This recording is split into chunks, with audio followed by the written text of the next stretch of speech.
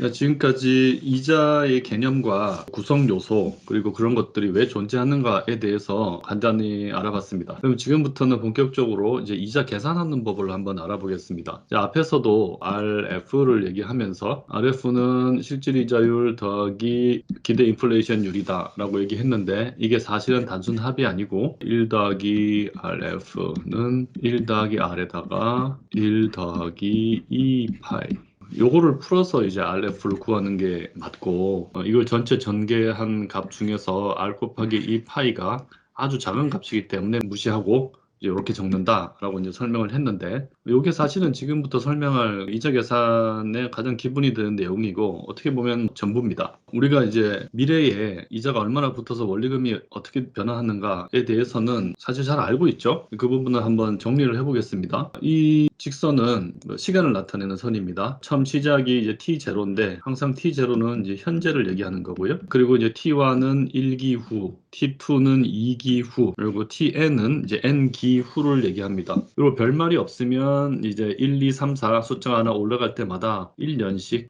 연 단위로 이제 넘어간다고 하겠습니다. 그러면은 현재 우리가 만약에 10,000원을 가지고 있다면, 그리고 현재 시장의 이자율이 10%라면 현재의 10,000원은 미래에 얼마의 가치를 가지는가, 요걸 한번 계산해 보겠습니다. 현재의 10,000원이 1년 뒤에도 똑같이 10,000원의 가치를 가질 것인가 하는 거죠. 그렇지가 않고, 실제로는 우리가 현재 10,000원을 가지고 있다면 이걸 당장 소비하지 않고 누군가에게 빌려줬을 때, 이제 은행에 빌려준다고 생각을 해보죠. 그때 이자율이 너무 높지만 비현실적이긴 한데 이제 10%다 라고 하면, 이 10,000원이 1년 뒤에 얼마가 돼 있을까 하는 거죠. 그때 현재의 10,000원을 우리가 present value라고 해서 PB라고 보통 표현을 하고, 거기에 이자가 붙은 미래의 가치를 future value, 그러니까 FB라고 부르겠습니다. 그래서 PB는 본질적으로 제로인 거죠. 그리고 FB는 개념적으로 봤을 때 1에서부터 이제 n까지 있을 겁니다. 그러면 1년 뒤 1기 후인 이제 FB1은 얼마냐? 그러면은 PB에다가 1 더하기 R을 곱해주면 되죠. 요거는 사실은 원래 원금에다가 PB 곱하기 I를 해준 값을 PB를 빼고 괄호로 묶은 거죠. 요게 이제 원금에다가 이자율만큼 더해지는 개념이 저 괄호 속에 들어 있습니다. 그래서 지금 10%면 1년 지나면은 원금인 10,000원에다가 곱하기 10% 이자율 곱하고 곱하기 1년이니까 이제 1만 곱하면 이자 금액이 1,000원이 되고 합하면 11,000원이 됩니다. 그러면은 이 말인즉슨 우리에게 익숙한 표현은, 지금 10,000원을 이자율 10%로 예금을 하면 1년 뒤에 11,000원을 받을 수 있다, 이런 문장으로 우리가 많이 이해를 하고 있는데, 요거를 현재가치 미래가치의 개념으로 약간 문장을 바꿔서 얘기해보면, 현재의 10,000원은 미래에 11,000원의 가치를 가지고 있다, 1년 뒤에 11,000원의 가치를 가지고 있다, 이렇게 얘기를 할 수 있습니다. 그러면은 여기서 1년이 더 지나면 이제 얼마가 되냐, FB2를 계산해 보면, 원래 FB2는 이 FB1에서 다시 이자가 붙기 때문에 FB1 곱하기 1 더하기 이자율은 변화가 없으니까 이제 i가 되겠죠. 근데 FB1 자체가 요 값이기 때문에 여기다가 1 플러스 i를 한 번 더 곱하면 PB에다가 1 플러스 i의 제곱을 곱한 것만큼 되죠.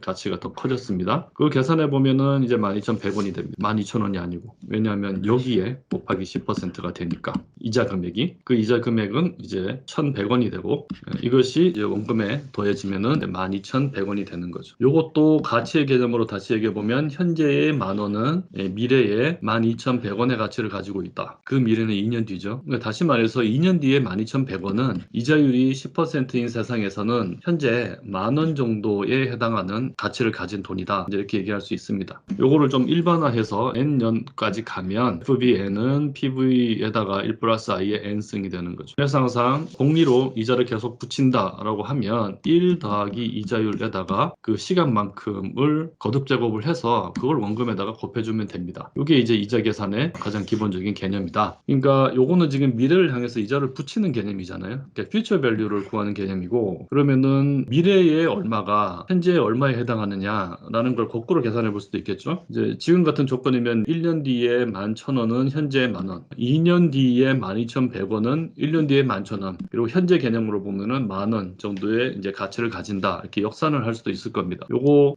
PV를 왼쪽에 두고 식을 다시 계산해 보면 FBN을 1 더하기 i의 n승으로 이제 나누는 거죠. 그러면은 이제 현재 가치를 거꾸로 또 구해낼 수도 있습니다. 이렇게 현재 가치와 미래 가치를 이제 왔다 갔다 하면서 우리가 같은 가치를 가지는 PB와 FB를 계산할 수 있는데요. 그 과정에서 가장 중요한 역할을 하는 게 결국 이자율 I입니다. 방금 얘기한 양방향을 다시 그림으로 나타내 보면 present value가 미래로 가면 갈수록 present value의 1 플러스 I, 2 플러스 I 제곱, 1 플러스 I의 n승까지 이렇게 이제 일반화해서 가는 것이고, 그 미래의 돈을 현재로 이제 현재 가치화 할 때는 1년 뒤면은 1 플러스 I로 나눠주고, 2년 뒤면은 제곱으로 나눠주고, n년 뒤면은 n승으로 나눠주고 하면은 present value를 구할 수 있다. 이렇게 왔다 갔다 하는데, 이때 미래를 향해서 가는 방향에서의 이 I를 우리가 흔히 이자율이라고 부르고, 요거를 거꾸로 이제 현재로 현재 가치를 구할 때 사용하면 그 똑같은 I를 할인율이라고도 이제 많이 부릅니다. 요거는 이제 interest rate, 할인율은 이제 discount rate, 영어로는 각각 이렇게 표현하는데요. 뭐 이 전체를 포괄하는 이제 가장 큰 개념은 이자율이죠. 그래서 별다른 이유가 없다면 미래 가치를 현재 가치로 이제 환산할 때 쓰이는 이 할인율은 이자율 정도의 수준에서 결정된다. 뭐 이렇게도 말을 할 수가 있습니다. 이렇게 이제 이자율을 매개로 화폐의 현재 가치와 미래 가치가 이제 왔다 갔다 하면서 이제 계산되는 이제 이런 성질을 우리가 화폐 시간 가치라고 합니다. 그래서 화폐는 이제 현재나 미래의 액면만으로는 그 가치를 정확하게 얘기할 수가 없고, 현재 얼마가 1년 뒤에 얼마냐, 현재 10,000원과 미래의 11,000원 중에서 어떤 게 더 크냐, 작냐 이런 거를 판단하려면 이 기간 사이에서 적용되는 이자율 I가 얼마인지를 알아야만 이건지 이제 판단할 수 있다 하는 거를 잘 이해하시기 바랍니다.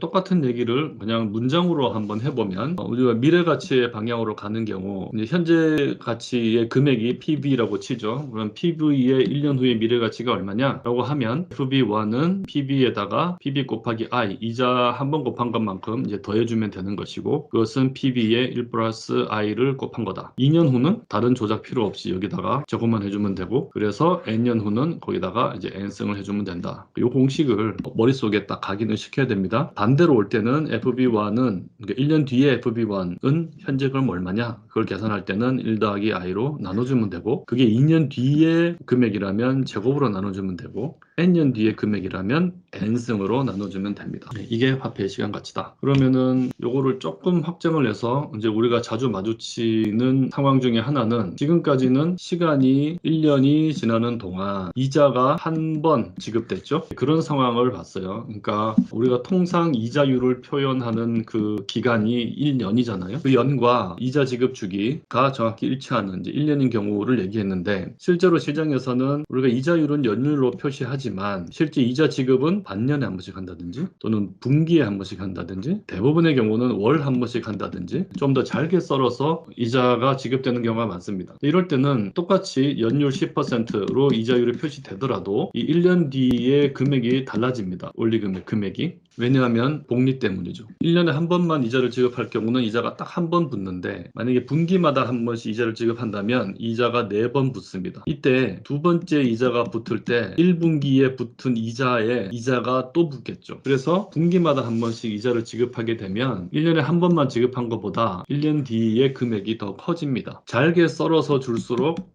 더 커집니다. 복리가 이루어지는 횟수가 늘어나니까요. 그거를 이 그림으로 보면 10,000원이 있어요. 그리고 이자율은 10%입니다. 앞에서 얘기했던 것과 똑같은 조건이고, 아까는 1년 만에 한 번 이자가 지급되는 상황을 얘기했었죠. 근데 이번에는 연율, 별말 없으면 연율입니다. 그러니까 이자를 표기할 때는 항상 원금과 기간, 이 두 가지가 이제 다 중요해요. 그래서 우리가 이제 이자율이라는 거를 퍼센트로 표현하는데, 퍼센트를 쓴다는 것 자체가 원금의 금액과 관계없이 그거에 얼마 정도의 비율로 이자가 들어가느냐, 이자가 지급되느냐 하는 걸 이미 나타낸 거예요. 그러니까 원금이 1원인 경우를 사실 가정한 거라고 할 수 있죠. 그래서 이제 원금을 일단 처리를 했습니다. 근데 기간은 이게 6개월 이자인지 1년 이자인지 월 이자인지 따로 말해주지 않으면 사실 알 수가 없죠. 근데 그게 너무 불편하기 때문에 실제 금융시장에서는 이 기간을 연으로 통일을 해서 이자를 표시합니다. 그래서 별말 없이 10%다 그러면 당연히 연 10%라는 의미거든요. 그러면 연율 10%로 1년에 이자를 4번 지급하게 하겠어요? 라는 거죠. 지금 이 그림은 이제 4번 끊어놨잖아요. 분기마다 이자를 한번 지급하는 경우 연 4회,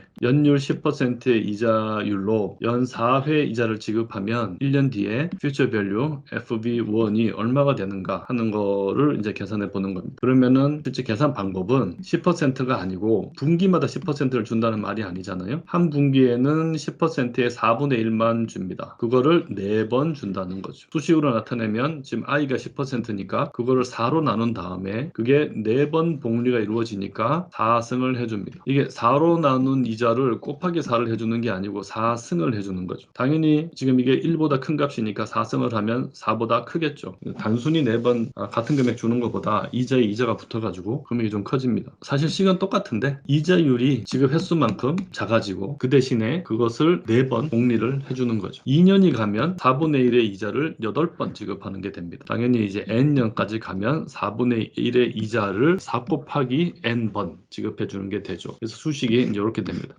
깨끗하게 다시 써보면 요 금액은 앞에서 봤던 PV1 플러스 i의 n승 한 거보다 당연히 큽니다. 요거는 4분의 1만큼 작아졌지만 얘는 n승보다 4 곱하기 n승으로 해준 이 값이 이제 더 커지죠. 이게 이제 복리 효과입니다. 요거는 연 1회, 요거는 이제 연 4회의 모습이죠. 만약 월마다 지급한다면 i 나누기 12가 되고 그거에 12승이 될 겁니다. 그러면 더 크겠죠. 실제로 미리 좀 계산을 해놨는데 아까 1년에 한 번만 이자가 붙으면 이게 11,000원이었어요. 근데 그거보다 38원이 큽니다. 그리고 2년이 지나면 아까 이게 12,100원이었어요. 그거보다 84원이 큽니다. 지금으로서는 금액이 작아 보이지만 우리가 보통 예금하면 10,000원이 아니죠. 쌓이고 쌓이는 그 효과가 사실은 엄청나게 큽니다. 이렇게 이제 이자 주기가 1년이 아닌 경우의 처리 방법, 이것도 잘 기억하시기 바랍니다. 또 한 가지는 미래 시점의 이자율을 우리가 예측을 해볼 수가 있어요. 현재 이자율들을 가지고 이 개념도 우리가 잘 알 필요가 있습니다. 그러니까 우리가 지금까지 이야기한 이자율 T0에서 10%다 라고 얘기했던 이자율은 다 현재 시점의 이자율입니다. 그리고 그게 뭐 1년 동안도 10%, 1년 뒤에도 10%,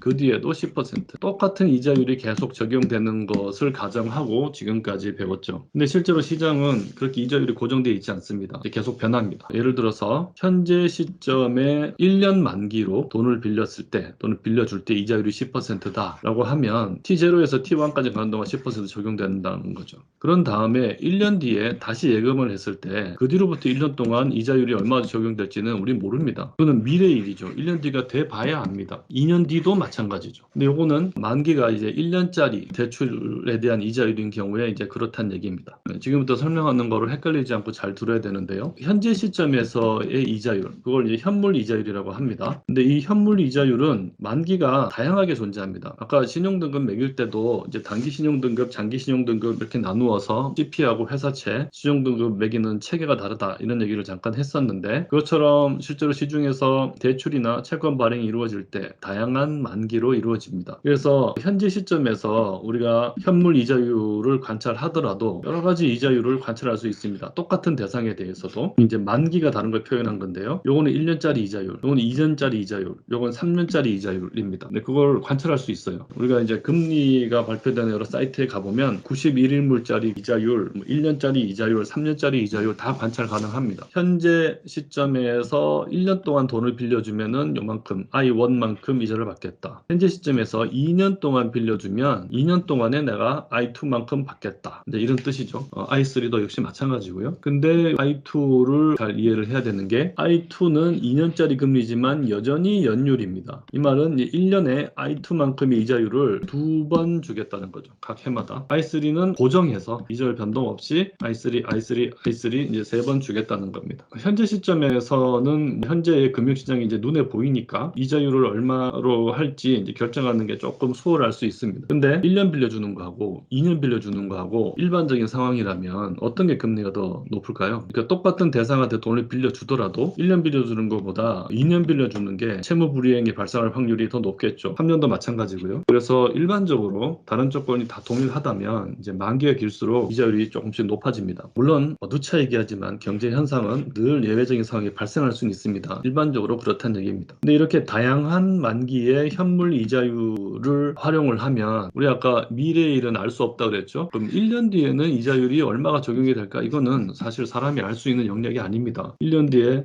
사정들이 이제 어떻게 변할지 모르니까요. 하지만 현재 있는 현물 이자율들을 가지고 조금 합리적으로 추측은 해볼 수 있습니다. 어떤 방식으로 추측을 하냐면 지금 2년짜리 대출을 하고 2년짜리 또 차입을 하는 그 주체들은 이제 열심히 미래를 예측을 할 겁니다. 이제 그들의 예측이 잘 반영돼 있는 금리가 이 I2예요. 그리고 이제 1년 동안의 향후 시장에 대해서 열심히 예측을 한 시장의 수많은 참여자들이 예측한 결과가 이 I1입니다. 그래서 내가 일단 1년짜리 대출을 I1 이자율로 받아요. 그래서 1년 뒤에 원리금을 받습니다. 그런 다음에 1년 뒤에 내가 다시 또 1년짜리 대출이나 채권 매입을 한다고 치면 그때는 이자율이 내가 얼마 받을 수 있을지 알 수가 없어요. 근데 얼마가 될지 알 수 없지만 만약에 2년 뒤에까지 누적해서 2번 이자를 받은 이 금액이 지금부터 아예 그냥 2년짜리 대출을 해주거나 채권을 사서 받을 수 있는 금액, 요건 알잖아요. 둘 다 지금 I2가 적용될 것이기 때문에 이 금액하고 너무나 다를 것으로 예상을 한다면 사실 이 I1과 I2 금리가 지금 모습하고는 다르게 결정이 됐겠죠. 요거를 잘은 모르지만 I1보다 조금 크거나 아니면 같거나 작거나 뭐 어떨 것이야 하고 사람들이 막 예측을 할 거잖아요. 그래서 지금은 I1, 1년 뒤는 그 금리 얼마인지 모르겠지만 그렇게 운용을 한 것과 지금부터 I2의 2년짜리 금리를 운영한 결과가 아마 같을 거야 라고 예상되는 수준에서 이 두 금리가 결정이 될 겁니다. 지금 우리는 현재 시점에서의 만기 1년짜리 금리를 I1, 2년짜리 금리를 I2라고 표현을 했는데 이 미래 시점의 금리에는 밑에다가 숫자를 2개 적어 볼게요. I12라고 적어 보겠습니다. 이 말은 1년 뒤 시점에서부터 2년 뒤 시점까지의 금리를 말합니다. 역시 1년짜리 금리죠. 그러면 요 I12가 우리가 지금 알 수 없는 그 금리잖아요. 요게 이제 어떻게 결정되는 게 합리적이냐면 먼저 I1으로 1년 동안 운용을 하고 1 플러스 I1이 되죠. 거기다가 1 플러스 I12만큼 또 1년을 운용을 해요. 그러면 이제 2년 뒤에 원리금이 나오죠. 이 금액이 얼마인지는 모르겠지만 왜냐면 이 값을 모르니까 어쨌든 이게 1 플러스